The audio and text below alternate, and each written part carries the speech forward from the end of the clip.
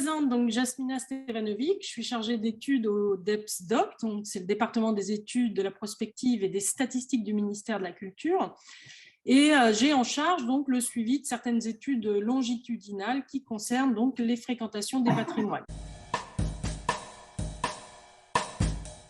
Disons qu'on a plusieurs dispositifs de suivi de fréquentation patrimoniale, mais là, je vais vous évoquer la dernière enquête que l'on avait réalisée sur les visites patrimoniales que l'on avait faite donc avec le CREDOC en 2020, donc avant la crise Covid. Donc, c'est une enquête qui concerne donc les visites patrimoniales des Français et qui s'intègre donc à l'enquête conditions de vie et aspirations des Français.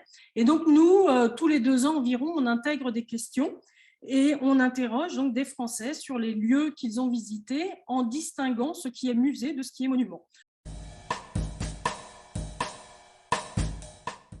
Et ces questions sont ensuite croisées avec d'autres données, donc le départ en vacances, le niveau de vie, le niveau de santé ou les autres loisirs. Alors, qu'est-ce qu'on a appris donc lors de cette dernière édition? Eh bien que tout type de lieux patrimoniaux confondus, la part des Français ayant fait au moins une visite patrimoniale depuis 12 mois était à son plus haut niveau depuis janvier 2012. Donc, dans ces résultats de 2020, ce sont près de 7 Français sur 10, donc 69% très exactement, qui ont visité soit un monument, soit un musée, soit une exposition temporaire. Et donc, juste pour vous donner un élément de comparaison, eh bien, en 2018, le taux de pratique annuel de visite des Français était de 6 sur 10 pour l'ensemble des lieux patrimoniaux.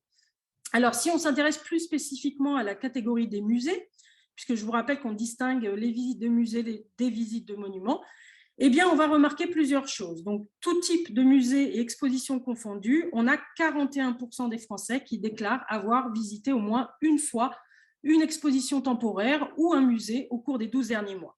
C'est une proportion qui est en légère hausse par rapport à juin 2018, puisqu'on a gagné 2 points. Mais sur une période plus longue, on va observer une progression beaucoup plus nette.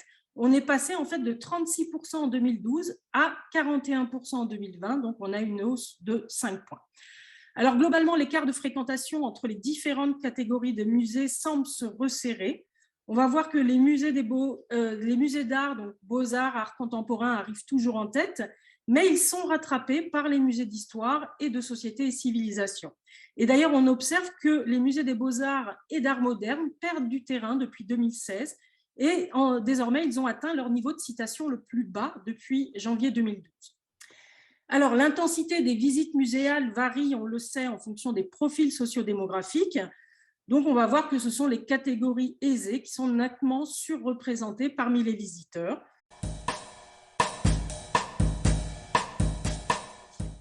Alors, ce qui était nouveau cette année, c'est que comme catégorie surreprésentée, on va retrouver également les jeunes, c'est-à-dire les moins de 25 ans.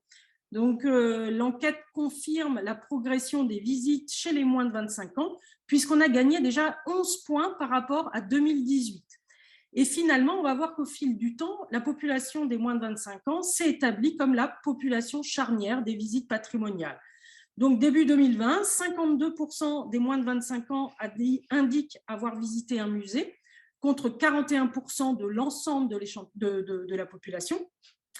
Et on va corréler ça, évidemment, à l'idée que depuis les années 2000, on va observer une politique tarifaire vraiment avantageuse pour ces moins de 25 ans, qui explique aussi probablement la diffusion de ces pratiques de visite patrimoniale au sein des jeunes générations. Et puis, on sait aussi que l'offre muséale destinée aux jeunes adultes, elle s'est largement développée avec l'instauration de nocturnes notamment et d'événements qui leur sont spécifiquement dédiés. Alors, dans l'enquête qu'on avait faite en 2020, on avait aussi décidé d'introduire des questions relatives à la perception des tarifs pratiqués par les lieux de patrimoine. Alors, si on considère l'ensemble de la population, on observe que 44% des Français déclarent avoir renoncé à une visite en raison du prix des billets, et un pourcentage qui est en forte augmentation par rapport à janvier 2012, puisqu'en 2012, on n'était qu'à 25% qui étaient dans ce cas, à avoir renoncé donc à une visite. Alors bien sûr, le niveau de revenu joue de manière significative sur la probabilité d'avoir renoncé à une visite au cours des 12 derniers mois.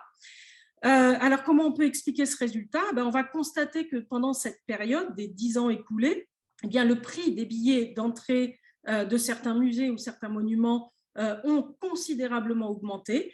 Et on va voir qu'en 10 ans, les tarifs d'entrée des musées nationaux, sous tutelle du ministère de la Culture, ont augmenté en moyenne de 37% pour le plein tarif et 41% pour le tarif réduit. Donc, une évolution des tarifs qui est nettement supérieure au taux d'inflation qui a été en France durant les 10 ans. Mais un autre élément qu'on a aussi introduit dans l'enquête, c'était de connaître le seuil à partir duquel un prix est considéré comme dissuasif. Et donc, les répondants qui ont été interrogés sur le prix du billet pour la dernière visite à laquelle ils ont renoncé, montrent que dans 81% des cas, le prix par adulte était supérieur à 10 euros. Donc, le prix plafond, là, on va constater que c'est comparable dans toutes les catégories sociodémographiques. Alors, de manière concordante, on va avoir 74% des personnes qui ont renoncé à une visite culturelle en raison du prix auraient accepté de s'acquitter d'un tarif adulte situé en dessous de 11 euros. Voilà donc en résumé en fait les résultats de cette enquête qui vient finalement tout juste être réactualisée puisqu'on vient de réaliser une nouvelle étude là en novembre dernier dont on n'a pas encore les résultats mais qui vont être très observés puisque ces résultats vont arriver après cette crise Covid qui a un peu vraiment beaucoup malmené en fait le secteur patrimonial et d'ores et déjà sur les premières ébauches de résultats on va observer qu'il y a une forte baisse en fait des pratiques de visite des Français et qu'on va expliquer évidemment en croisant avec les données dont nous disposerons. Et donc ces résultats seront disponibles vraisemblablement d'ici 1 ou 2 mois. Voilà, merci pour votre écoute.